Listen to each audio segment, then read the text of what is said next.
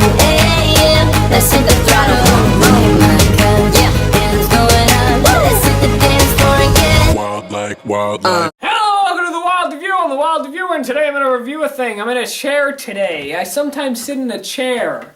I think I should sit in a chair all the time. I don't know why I stand.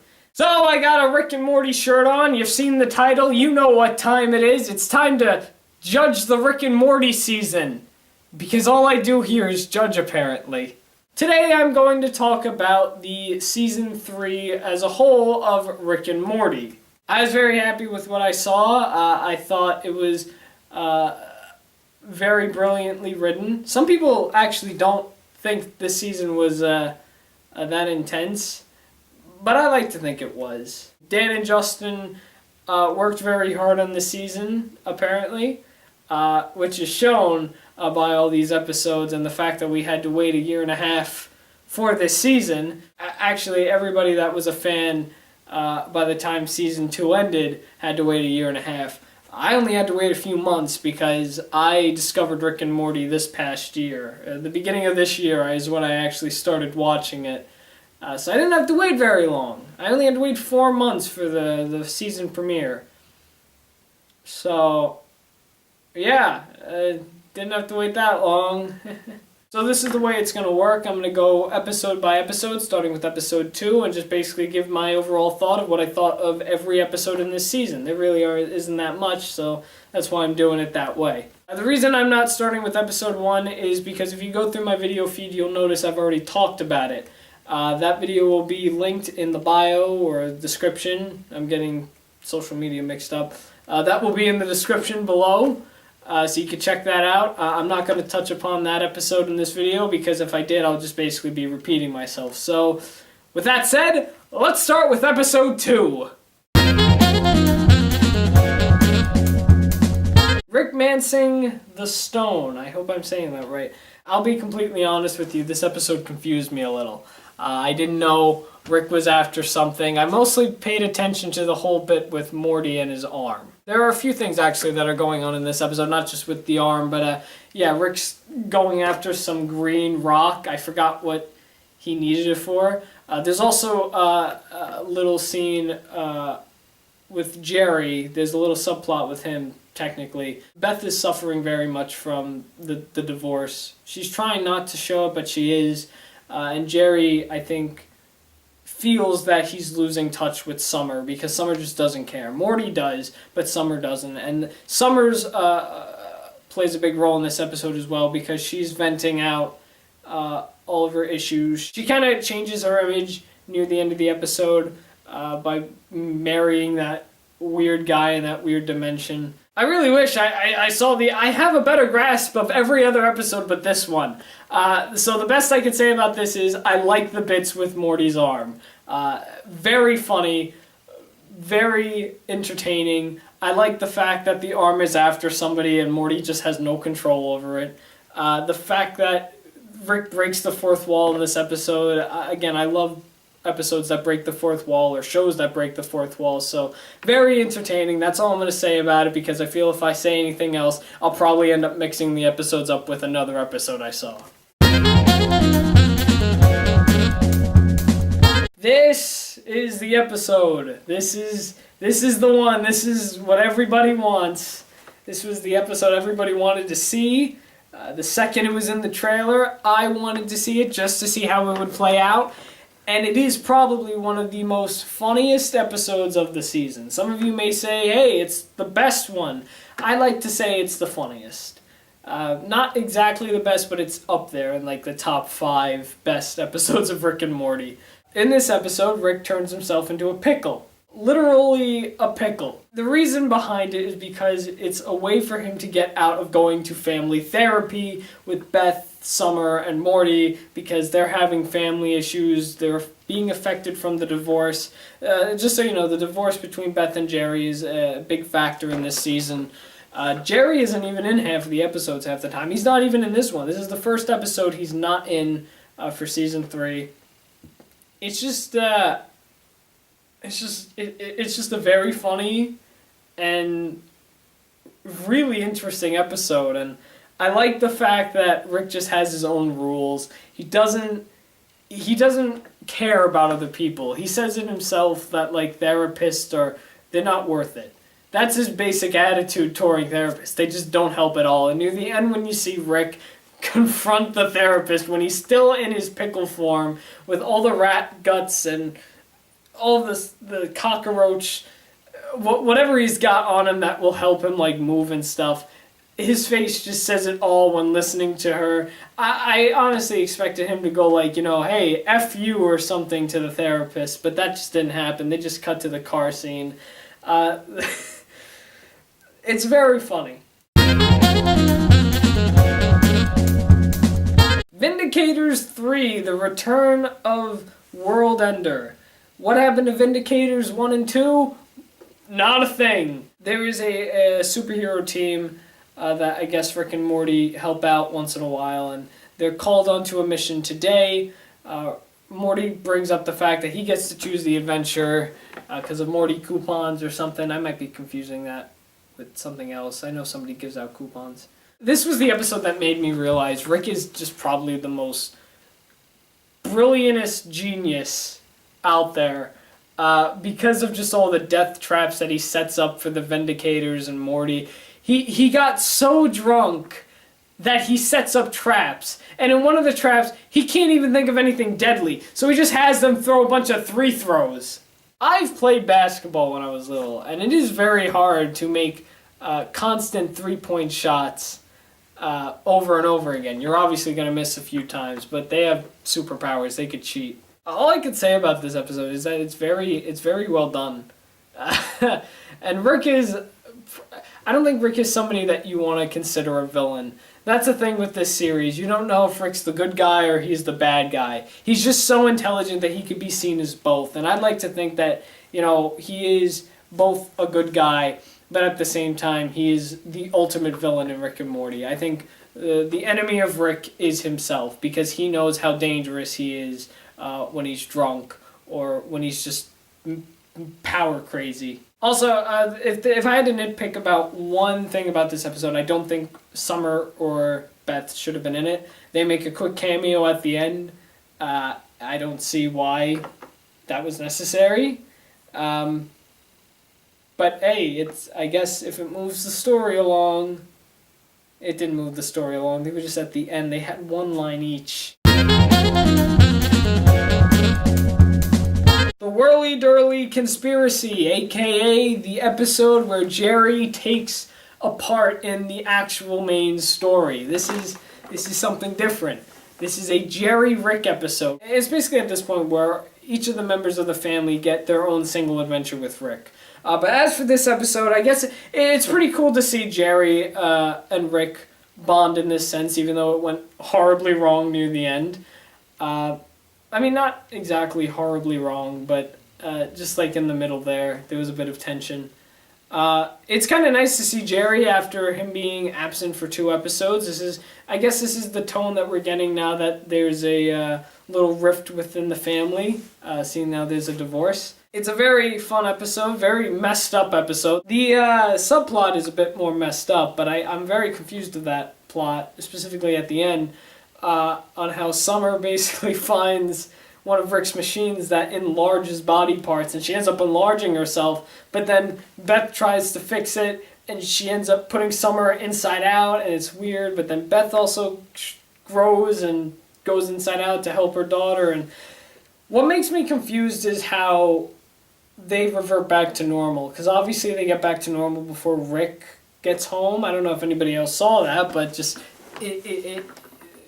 they were fine. There's a little shot of them all sitting together at the dinner table, and Rick walks in, and how did they get fixed? This one was a bit odd at first for me, because I didn't understand what was going on. But then I realized, their negative and tense sides are separate now. So I thought that was pretty cool. I enjoyed seeing that little battle. I won't lie, I saw the beginning of this way before the season because I saw the little clip on YouTube. that they showed. There's like a little animatic of it. But I personally love this episode. Yeah, this one's a top one as well. I enjoyed it. Everything that comes out of Jess's friends. Why? It's messed up. Have you guys ever been peed on before? What kind of question is that? This is the episode. This is the other episode that has a higher rating than Pickle Rick. It's got a 9.9 out of 10 on IMDb. I've never seen that happen before.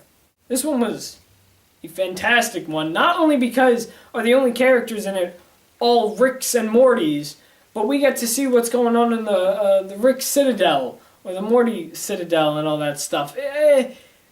First off, Adult Swim premiered this 2 weeks after the last Rick and Morty episode, and it was promoted as if we were going to see an adventure in Atlantis. I already knew that we were not going to Atlantis. I knew something else was up, because they showed them leaving and then coming back. It seemed like a normal episode, and then this happens. We get a full episode of Rick and Morty's Citadel world.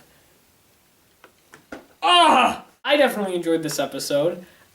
I had a little trouble understanding the ending, but then I understood what was going on, the whole thing with evil Morty coming back, and it was pretty cool.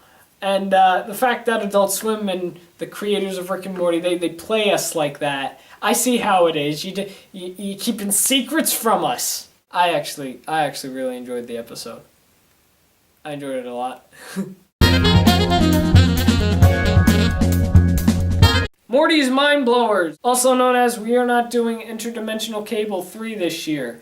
Very upsetting that we didn't get that, but I absolutely love this episode. This is another one of those top 5 episodes in my personal opinion.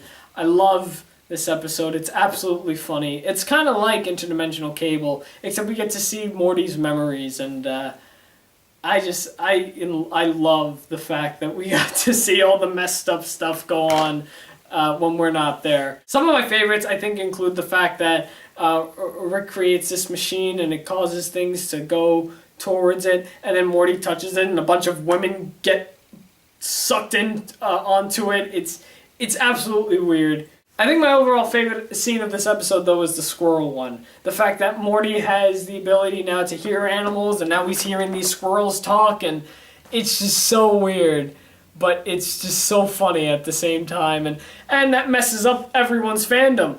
I know there are people out there that like keep track of what universe they're in, but that whole scene just like threw them off. Overall, I enjoyed this episode a lot. Again, this is in the top 5.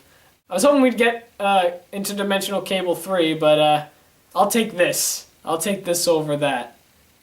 It's an exception. Let's step into your childhood. That's basically what episode 9 is. The ABCs of Beth brings Beth back to her childhood world. Jerry ends up dating again, and he dates an alien who then goes after him because he breaks up with her, and the kids get involved, and that's completely crazy. This episode, though, is a bit odd. And it got a bit dark, too, at the end with Beth telling Rick, like, you know, am I like you? You know, what's the point and stuff. And then it starts going off with Rick saying, you know, I can create a clone of you, and if you want, you know, you can live somewhere else, be happy for a while, and the clone can take your place. And I enjoyed all the colors and the fact that, you know, Rick was able to create a whole world for his daughter, which is absolutely amazing. I wish Rick was my dad and did that.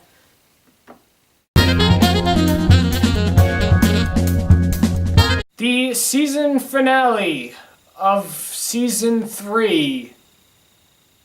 What do I think of it? I like the concept of Rick and Morty going up against the president. This episode is going to be seen as like Rick and Morty against the world, I guess. Or not really against the world, I guess Rick and Morty against the country, basically. Because they get into a whole frat with the president. It's like, yeah, we have other things to do. We can't be bothered fighting little monsters that you get afraid of. That's basically the whole attitude and tone of the show. I thought it was great. The whole scene with Rick in the White House is absolutely badass. It shows the audience that you never want to, like, get into it with Rick. You never want to mess with him. And the fact that, like, this whole thing is happening because the president won't take a selfie with Morty, which is something that happened last season, is absolutely crazy. It's, like, idiotic, but Rick is, like, the better intelligence. He should know better than this, and he's, like, obsessing about it, which is absolutely hysterical. Also in this episode, Beth has, like, a little life crisis as she thinks that she's the clone from what was said in the last episode. In the end, Beth isn't the clone. She was just overthinking it way too much, and she knows that because she gets back together with Jerry, which Rick really doesn't want. But in the end, the family gets back together. Jerry's back into her life. I'm not exactly sure what happens to Rick, because I know he goes off into a different dimension. I know another Rick comes into this dimension. He's dressed up like a fisherman or something, but then he goes to the family, and he's acting like the other Rick. I'm just blatantly confused of which Rick is which now. The season finale was pretty good. I'm a little disappointed, though, that it didn't end off with a cliffhanger. I know Season 1 ended with a cliffhanger, Season 2 did. This one really didn't. It was just like, hey, look, everything's back to normal now. And now I guess Season 4 is going to, like, start off, like, as if it was a brand new show, I guess. Not, like, picking up from a certain episode, like the other season premieres have. But this one's just going to start like it was the pilot again, where it's starting off with a new story, not picking up from where they were last seen. Or maybe it will. Maybe I'll be wrong. Maybe it'll focus on Jerry moving back in with his family. Who really knows? Either way, we're not getting Season 4 for a very long time. So if it takes another year and a half for Season 4 to happen, then I will definitely be waiting. I will be like everyone else when they waited for Season 3. So that's what I think of Rick and Morty Season 3. Overall, what's my overall thought? I like it. It is definitely very funny. I have a lot of favorite episodes in this season. Hopefully we see, like, the show get a little darker.